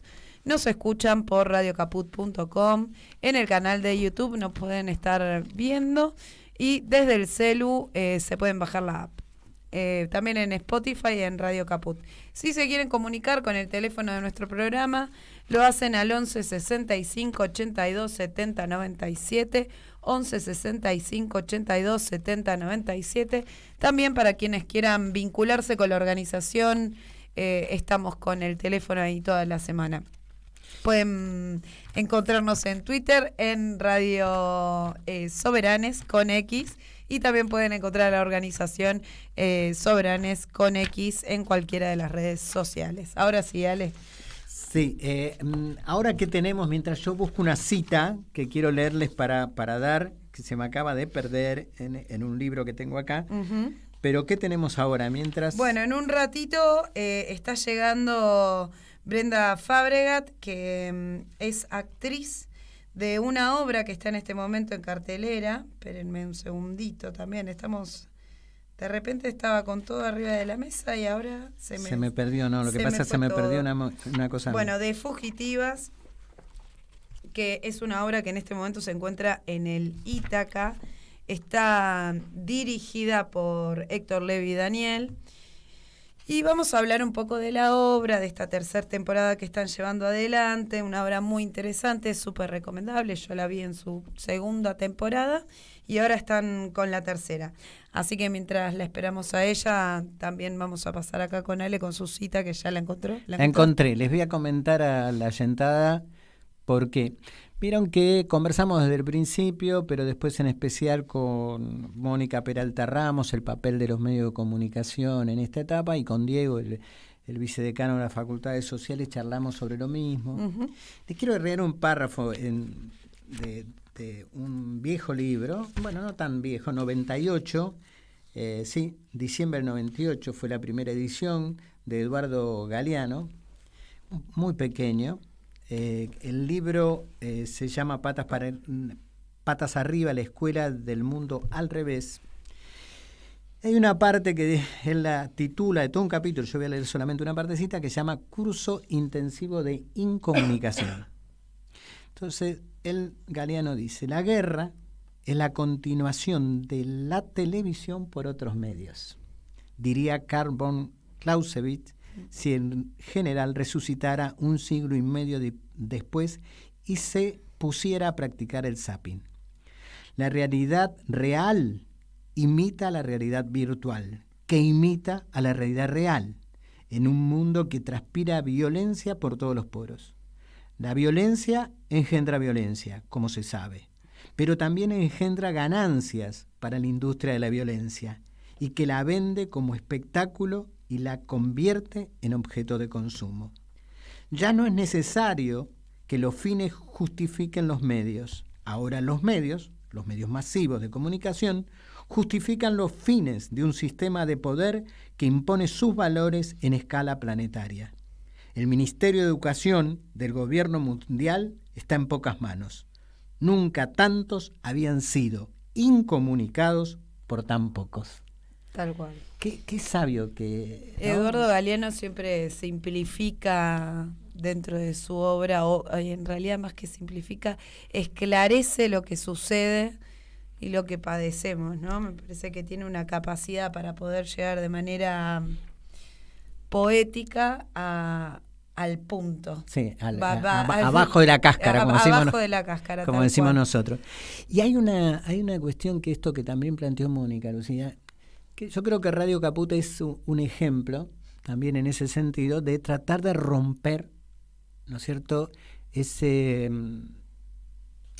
sistema de medios que por un lado es la hegemonía y por otro lado la pauta, ¿no es cierto?, que domina el escenario, y que los medios de este tipo lo que hacen es tratar de romper esa. Hay un portal que yo sigo que informa mucho sobre situación mundial, sobre la guerra, que se llama Ahí Les Va, que siempre tengo que buscar, porque ¿qué hace YouTube? Lo censura. Lo censura, claro. Lo saca. O sea, en el mundo los globalizadores, en esa idea que hubo en hace mucho tiempo, pero que en algunas cabezas está, como que Internet es neutral, o sea que la habitamos, no, tiene propietarios, actúan, generan censura, persecución. Eso es lo que tiene también ese ejemplo, pequeñísimo ejemplo, es un muy buen portal, ahí les va, si lo pueden búsquenlo, a veces tiene que cambiar continuamente.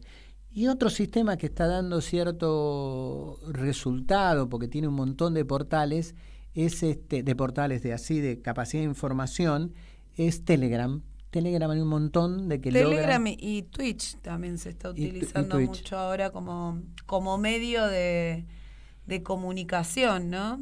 Bueno, en todos los sentidos, en realidad, de comunicación y de incomunicación también. Digo, el medio en sí también está dentro de la decisión de el comunicador, la comunicadora, le comunicadores, de qué es lo que va a contar o lo que va a poner sobre la mesa, lo que quiere analizar y cómo, ¿no?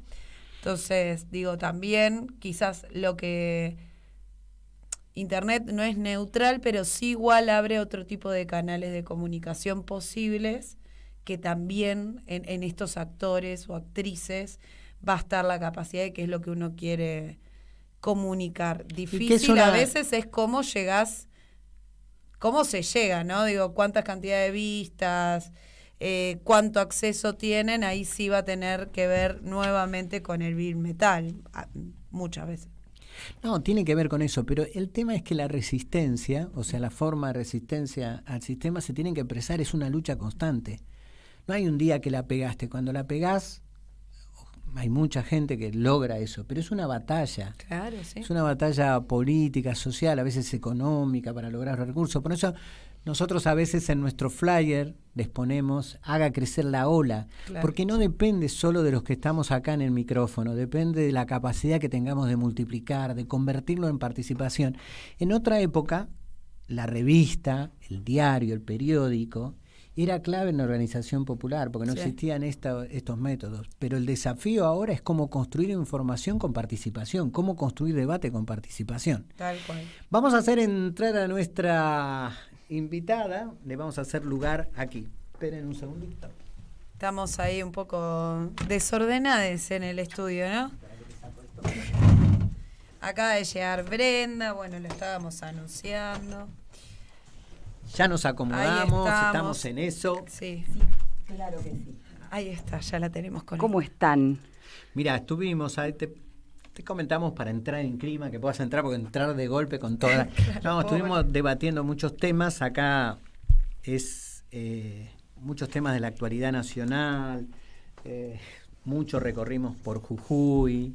Dios mío. Por la universidad, por cantidad de cuestiones que hacen por la situación internacional, bueno, diferentes cosas que fuimos tratando. Y ahora le queremos dedicar una parte a todo lo creativo, y así que te vamos a escuchar, le vamos a decir a Lucía que te presente antes de... Tenemos a Brenda Fabregat, actriz principalmente, me encantaría igual que hagas tu autopresentación, pero vamos a estar hablando un poco de Las Fugitivas, una obra dirigida por Héctor Levy Daniel, sí, exactamente, que en este momento está en el Ítaca, ¿no? Así es. Los jueves, ¿en qué horario? 20:30. Mira, lo tiene, locuta mejor que yo, chicos. No, y tiene una voz fantástica. Sí, pero es actriz, te estoy diciendo. Bueno, sí, claro. Te estoy diciendo, yo también, pero tengo las cuerdas están para atrás. Bueno, la sinopsis de la obra. Son dos hermanas, mansas y sometidas, dice acá un poco la gacetilla de prensa, criadas en una familia de clase alta que confunden la fantasía y la realidad mientras planean un escape, hasta que se convierten súbitamente en dos peligrosas criminales. Esta obra en sí está basada en el emblemático caso de las hermanas Papin en Francia en 1933. Bueno, un poco te queríamos traer, Brenda, y para hablar de la obra, para hablar un poco de tu recorrido también. Bueno, es la tercera temporada de la obra. Así es, tercera temporada ya. Ya. Increíble. Estuvo Víctor Hugo levantando todas las semanas constantemente. Yo las vi a las chicas en la segunda, no, en la primera temporada. ¿En Poncho? No, sí, en Poncho. Claro, primera temporada. Primera temporada. Ahora tengo que ir a verla de vuelta, la tengo que ir a ver nuevamente. Y es muy interesante para ir desdoblándola esa obra, ¿no? Te voy a pasar la pelota en este momento, así como más relajada. Habría que cargar el agua que no tenemos para el mate, pero bueno. ¿No te podemos convidar con mate? Y que nos cuentes un poco, bueno, qué es este vínculo que se genera y cómo podemos hacerlo leer también, si quieres, con un poquito con la realidad, ¿no? Creo que esto que cuenta esta historia, que fue un hecho real, pero que representa toda una ideología, una clase social, ¿no? Como representa un montón de cosas, sigue sucediendo, y si no, volvamos a Jujuy. Claro. Y veamos qué pasa ahí con la lucha del poder contra la clase trabajadora. En este caso, ellas en esa época, volviendo al caso real, son dos hermanas que son criadas directamente de una familia de clase alta en Francia, y se produce un terrible quiebre en el momento en el que sucede lo que sucede, porque mitad de Francia se pone del lado de las víctimas, de las que en ese momento son las víctimas, ¿no? Como la señora y la hija de la señora, y la otra parte de Francia se pone a estudiar esto como una sublevación de la clase. Bueno, ¿no? el caso fue muy impulsor también de diferentes obras, porque Las Exacto. Criadas también es una obra basada en ese caso, pero bueno, porque un poco dialoga en el vínculo de las criadas y acá las fugitivas también, el vínculo que generan entre ustedes dos y con la señora Fanny, pero digo, ese vínculo, por un lado, que tiene que ver con la clase social, con cómo se construyen, pero cómo se vinculan también en el Exacto. escenario y cómo se vinculan con esta señora Fanny, un poco ellas dos, las criadas, que Alba y Lina, que bueno, Lina está representada por Brenda Fabregat y Alba por Daniela Rizzo, en vínculo con la señora Fanny, que la está interpretando Laura Termín, pero digo, cómo ellas dos, en ese vínculo de clase, de hermanas, bueno, se enamoran de este señor y quieren encontrar ahí una venganza para la señora, ¿no? Como metafóricamente se puede hablar, bueno, muchísimo. Pero contanos qué encontrás vos con tu personaje Lina y con Alba, ¿no? Como qué sucede en esa vinculación entre ellas dos. Nosotras tuvimos que trabajar muchísimo. Me pareció fantástica la propuesta de Héctor, porque él ya tenía la puesta en la cabeza antes de encontrar a las actrices. Estaba buscando actrices que fueran bailarinas, porque viste que hay muchas coreos en la obra. Quería contar el vínculo no solamente con el texto, sino a través de las coreografías. Creo que está muy bien plasmado el vínculo de ellas en las coreografías. Entonces, lo que nos propuso en un principio, y lo trabajamos mucho tiempo, fue el vínculo. Mucho antes, dijo, no quiero ni una letra del texto. Quiero que fortalezcamos el vínculo, y nosotras no nos conocíamos. Así que fue un hermoso trabajo, pegamos onda enseguida, que eso nos ayudó un montón. Claro. No siempre sucede, No. Pero nosotras nos hicimos amigas, de hecho somos amigas, así que eso nos ayudó mucho. Pero fue un trabajo potente, porque el vínculo de ellas es muy particular. No voy a spoilear todo, porque si no la gente va a decir, me quedo en casa. No, igual la idea es que vayan. Ya de por sí la apuesta es muy interesante, pero sí te preguntaría como, ¿qué encontraste vos, Brenda, sí, con Lina, ¡Guau! ¿no? Con tu propio personaje? ¿Qué pasó? ¿Cuál fue ese encuentro, ese recorrido? Digo, una cuando actúa quizás, bueno, nos atravesamos, porque una actúa con lo que tiene, con lo que es, ¿no? Sí, me tuve que amigar con un montón de aspectos que están muy lejos mío de ese personaje. Hice una búsqueda súper minuciosa. Yo soy así para trabajar, igual no es que, bueno, con Lina sí, con otras no. Soy bastante rompequinotitos conmigo misma. Y finalmente encontré la compasión, ¿no? Hacia ese personaje que no deja de ser ella una víctima. Claro. Entonces empecé a empatizar con ella en un montón de lugares por esta historia que tiene, y eso me ayudó a construir todo lo otro, que está tan lejos de mí, ¿no? Y si pudieras como en este vínculo que genera Lina con Alba, ¿en qué palabra lo resumirías, no? Como y son hermanas, ¿viste? Hay una cosa de amor-odio todo el tiempo, se pelean, se aman, se amigan, se putean, y esto es bien de hermanas. Yo tengo un hermano varón, pero es lo mismo, ¿viste? Uno es un amor-odio permanente, ¿no? Mi hermano es mi otra mitad, pero me pienso en, no sé, cuando éramos más pendejos, adolescentes, y nos matábamos, y nos amábamos y nos defendíamos a muerte. Claro. Y somos un poco una mitad y una mitad, ¿viste? Yo me fui a vivir afuera un montón de tiempo y me lo llevé conmigo, a ese nivel. Claro. Que también en eso puedo encontrar un punto de contacto con Alba y Lina. Claro. Ahondé en eso, en el vínculo de hermanos, que es muy particular. ¿Y qué nos puedes decir de la señora Fine, no? A ver qué pasa ahí. La señora Fanny, para mí, bueno, primero que ahora tenemos una nueva señora Fanny, que es Laura Ottermin. Cada señora tuvo sus cualidades, porque obviamente cada actriz presenta un mundo diferente, y cada una tenía particularidades que me encantaban. En este caso voy a hablar de la señora Fanny que está ahora, por supuesto, de Laura Ottermin, que compone un personaje maravilloso, y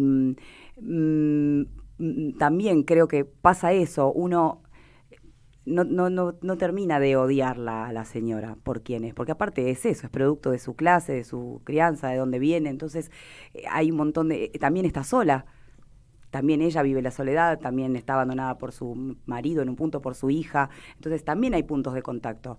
Hay la compasión en todos los sentidos, ¿no? Para todos los personajes.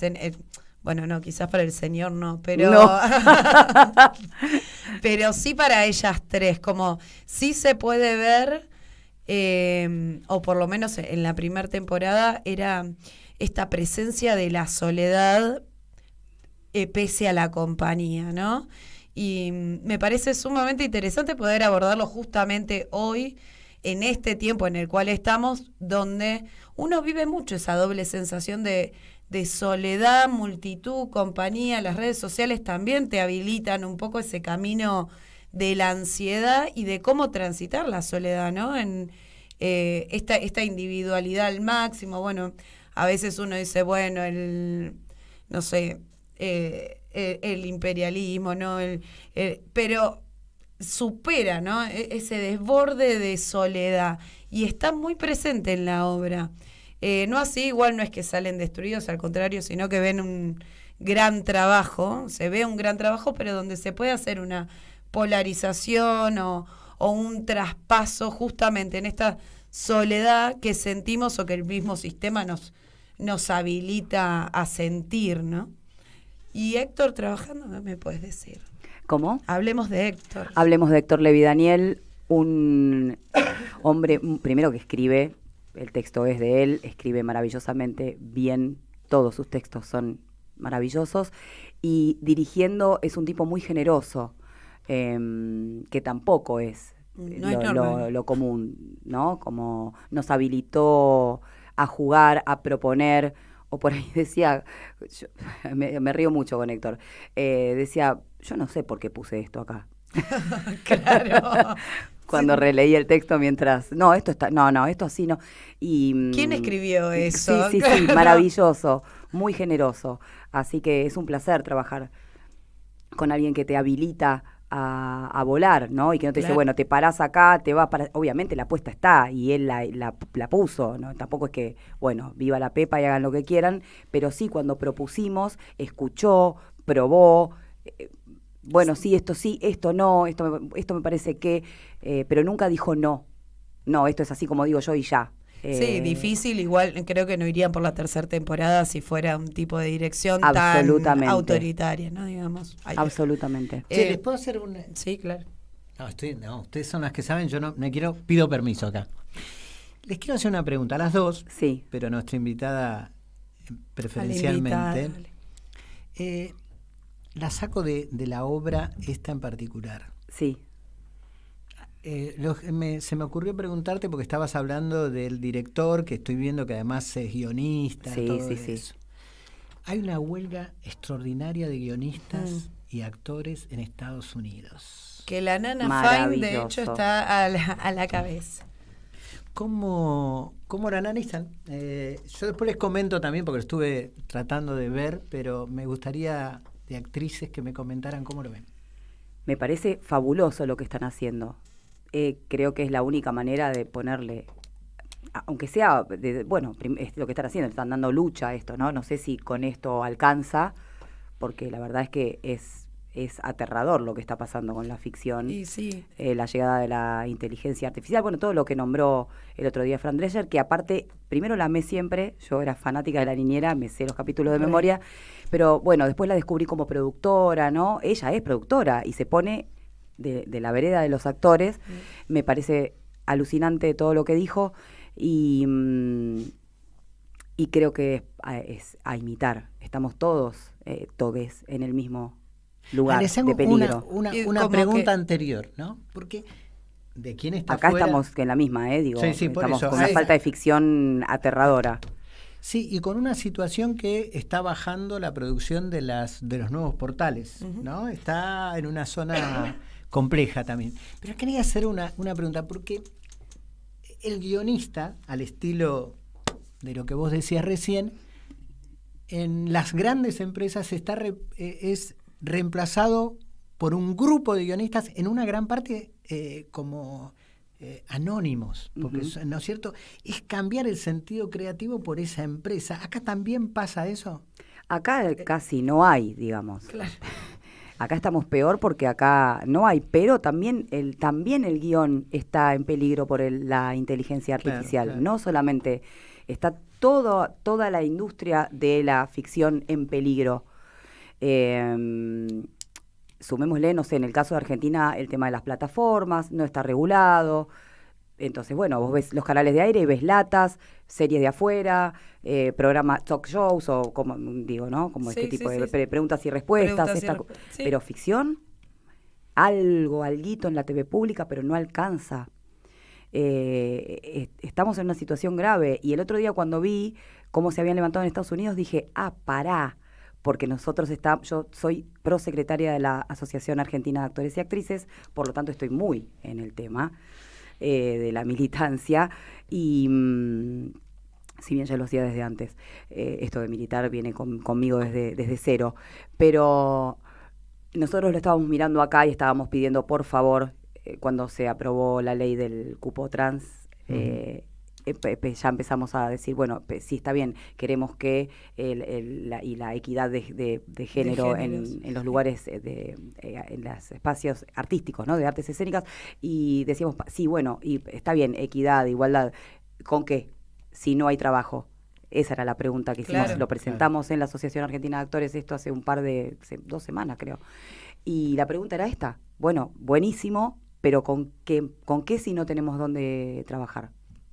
Sí, es que en realidad me parece que igual las artes en general, ¿no? Por eso dije artes escénicas, ¿no? Claro, como va un poco más allá. Es que va más allá. Digo, por un lado siempre fue mirado es el ámbito donde uno no ve producción dentro del sistema capital. Entonces es como, no sirven para nada, córranse. Digo, todavía está la lucha en la investigación. Recién ahora, hace unos años, pero hace muy, muy poquitito, que se da un marco para la investigación en las áreas artísticas. Digo, se le empieza a dar un marco o un espacio como algo importante. Si no, seguramente lo sufriste, Brenda, no tanto quizás por tu familia, pero digo, quienes elegimos el camino de las artes siempre es como hobby, genial. Y de verdad, ¿qué vas a estudiar? De verdad, ¿qué vas a hacer? Claro. Y esto se traslada a todo. Desde ahí es el no reconocimiento, salvo durante los 2 años de pandemia, dijeron, qué necesario. El entretenimiento, donde, también es debatible esta idea de entretenimiento, porque uno piensa y genera pensamiento crítico a través del ejercicio artístico en sí. Cualidad más humana imposible. Absolutamente. Ahora, les quiero hacer una pregunta por esto de la inteligencia artificial, porque lo debatí hace unos días, justo. La inteligencia artificial es como un hecho imparable. Sí. ¿No es cierto? Nos enfrentamos a una dinámica. Ahora, no se podría, a ver cómo lo ven ustedes, porque yo estaba tratando como de encontrar una solución o pensar que hay parte de la creatividad humana que esté prohibido para la inteligencia artificial. O sea, que esto que nosotros somos seres humanos que creamos arte en todas las visiones, bueno, que hay poner una raya. Acá no, muchachos. Como una regulación en términos no solo de cuidar el laburo, con lo cual es muy importante, sino de cuidar la creatividad humana, porque en realidad la inteligencia artificial hay una discusión, crea o en realidad resume sobre contextos que le han sumado. Claro. ¿No es cierto? Pero decir, no, esta parte, la humanidad, se la deja para sí. Porque si no, es tan fuerte la ola que viene que si no encontramos soluciones casi imparable. Sí. Coincido. Igual también creo que habría que debatir ahí que en realidad falta bastante cuestiones previas antes de discutir la inteligencia artificial, ¿viste? Sí. No, como dentro del campo, digo, donde estamos discutiendo hoy el trabajo. O sea, el trabajo, lo básico. Es, bueno, la ficción argentina es real que casi no existe.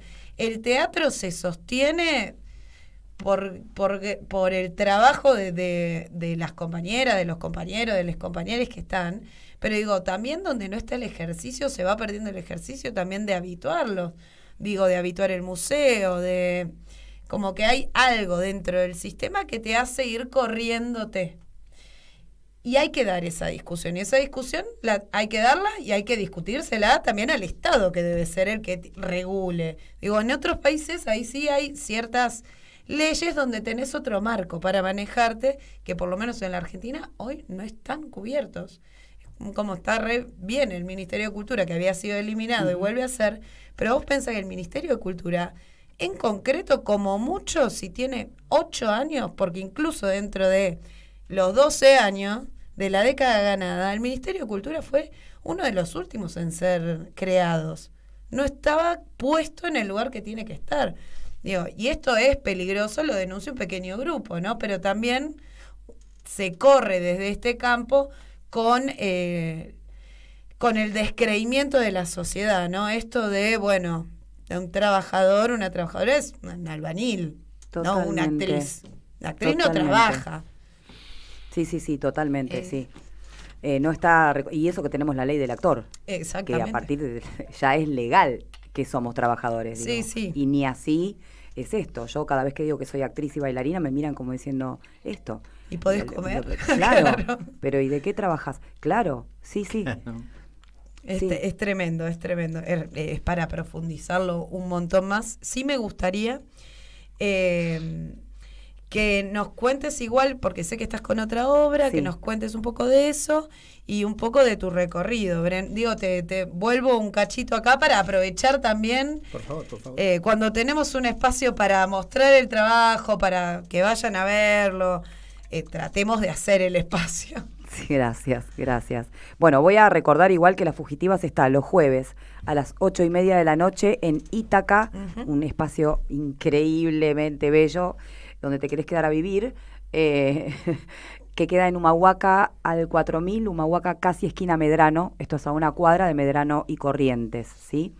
Jueves 20-30 horas. Y después estoy haciendo los viernes en otro espacio maravilloso, que es el Teatro La Máscara, en Piedras, en Palermo. Piedras entre Chile e Independencia. Sí, Piedras claro, 736. lo que pasamos siempre nosotros. Al lado del Palacio Victorial, o pasamos para nosotros el Mujica, claro.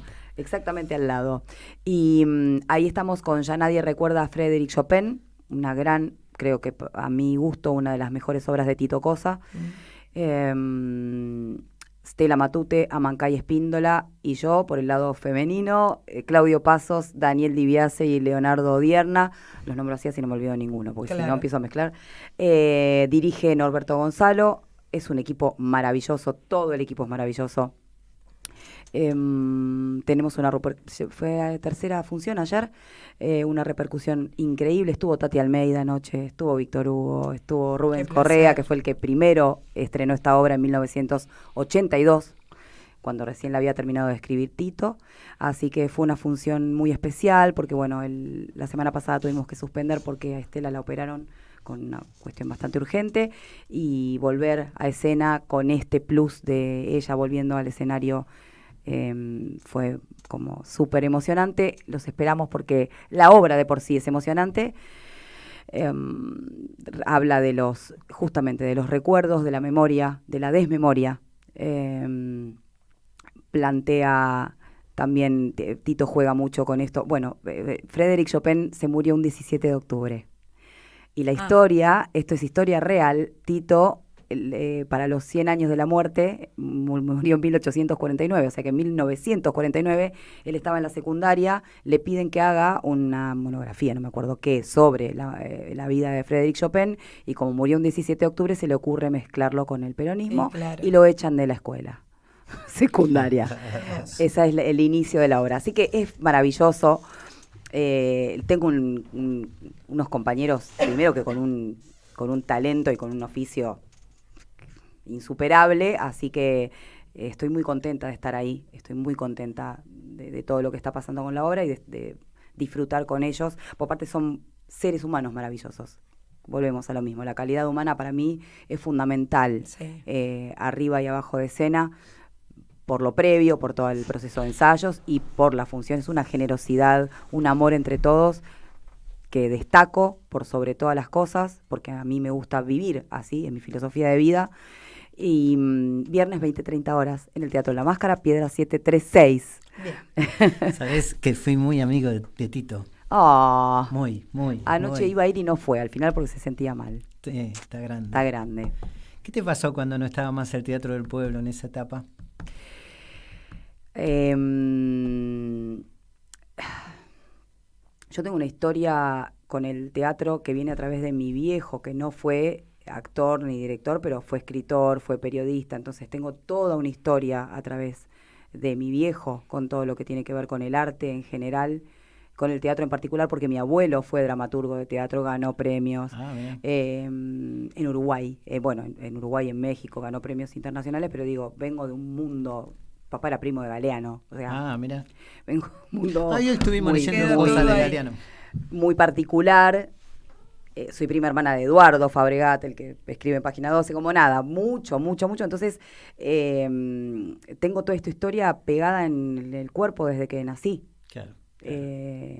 Me pasan muchas cosas por el cuerpo. Y con Tito en particular, que es re loco, porque yo en el homenaje a Tito del año pasado... me acerqué y le dije, Tito, en Argentores, nunca hice una obra tuya y te amo desde que soy chiquita, porque papá, cuando yo tenía 11, no sé cuántos años, pero era chica, me dijo, vos tenés que leer a este autor. Y me trajo una de Tito cosa. Así que eso, siempre todo también lo relaciono con papá, ¿no? Como me parece todo el tiempo cosas que viví de muy chica con él. Claro. Me moviliza muchísimo. Claro. Bueno, recordemos, porque ya estamos. Ya estamos. Nos refuimos, ¿no? Nos fuimos. Sí, estamos al borde. Pero sí recordemos, entonces, los jueves, 20 y 30 horas en el Teatro Ítaca. Quiero mencionar las redes. Pues claro, por favor. Sí. Las redes son en Instagram y en Facebook tienen el mismo nombre. En Instagram, @Las Fugitivas Teatro, todo junto. Y en la página de Facebook también, Las Fugitivas Teatro. Jueves 20-30 horas, Espacio Ítaca. Entradas por alternativa teatral o en boletería. Sugerimos siempre por alternativa, por las dudas. Y más fácil. Más fácil, más rápido, y por si se agotan, para que no lleguen hasta allá y se encuentren con que no hay. Ojalá que se agoten. Y claro, pero si no, obviamente en la boletería del teatro también se puede. Y lo mismo con, ya nadie recuerda a Frédéric Chopin, los viernes 20-30 también. Teatro La Máscara, Piedra 736, entre Chile e Independencia. Muy bien. Y ¿qué más? No, las redes, lo mismo. @ya nadie recuerda a Frédéric Chopin, todo junto. Instagram, lo mismo en Facebook, pero separado. Y entradas por alternativa o por boletería. Bien, fantástico. Después igual les vamos a estar repasando los datos y vamos a seguir publicitando acá desde donde podemos. Recordamos entonces Las Fugitivas, es una obra de Héctor Levy Daniel. El elenco está compuesto por Daniela Rizzo, Brenda Fabregat y Laura Termín. Muchas gracias, Brenda, por venir, por estar acá, por compartir el piso. Y bueno, se nos fue este sábado, ¿vale? Sí, no, además me quedé, como es admiradora y le tiene mucho Una cariño gana a de Tito, seguir. viste, para mí es como mi mundo. Déjennos una hora más que seguimos hablando. Pero Claro, sí. Bueno, un programa, como siempre, duro al principio. Variopinto, duro, porque la realidad es dura. Ustedes saben, a nuestra oyentada, nosotros miramos la realidad de frente. Y mirar de frente es mirarla en todos sus matices, con esas cosas duras, pero que nos mueven, y estas pasiones del arte que nos llevan también a ilusionarnos con que los seres humanos podemos ir en otro sentido del que va el capitalismo global. Exactamente. Y afirmados en eso, somos eso. A veces triunfamos.